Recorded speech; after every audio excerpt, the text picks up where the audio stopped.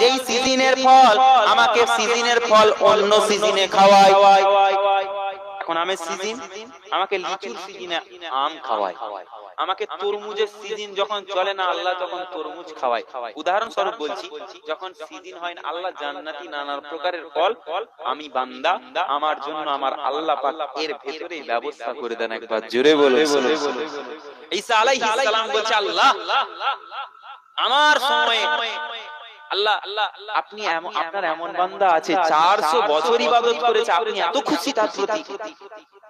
মুসলমানের ছেলেরা ও নবী উম্মত উম্মতিরা ওই সময়ে আল্লাহ রাব্বুল আলামিন বলতে লাগলেন, ঈসা না না আমি আল্লাহ পাক জানিয়ে দিলাম এই বান্দাটা তো 400 বছর ইবাদত করেছে আমি আল্লাহ আমাকে খুশি করার জন্য, আমি আল্লাহ পাক আমার করুণা পাওয়ার জন্য। কিন্তু না না আমি আল্লাহ পাক এখন তোমার সময়, তুমি ঈসা তোমার সময় চলছে, তোমার উম্মত উম্মতিরা ইবাদত করছে, আমি আল্লাহ তোমার পরেতে এমন একজন নবীকে, শেষ নবীকে পাঠাবো, সেও হবে নবী।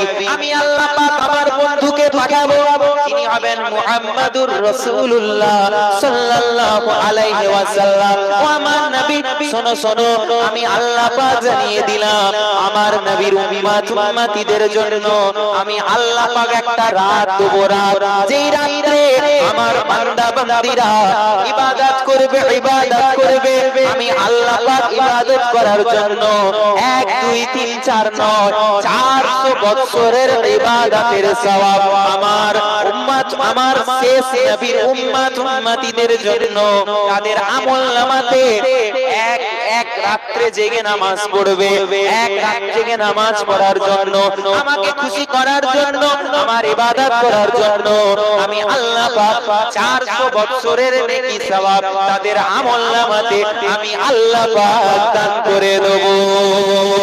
ও নবীর উম্মত উম্মতিরা আল্লাহর নবী জানিয়ে দিলেন, আল্লাহ পাক কোরআনের আয়াত নাযিল করে দিলেন, বিসমিল্লাহির রহমানির রহিম, ইন্না আনজালনাহু ফি লাইলাতুল কদরি ওয়া মা আদরাকা মা লাইলাতুল কদরি, লাইলাতুল কদরি খায়রুম মিন আলফি শাহর, তানাজ্জালুল মালায়েকাতু ওয়ার রূহ ফিহা বিইذনি রাব্বিহিম মিন কুল্লি আমরিন সালামুন হিয়া হাত্তা মাতলাইল ফজর।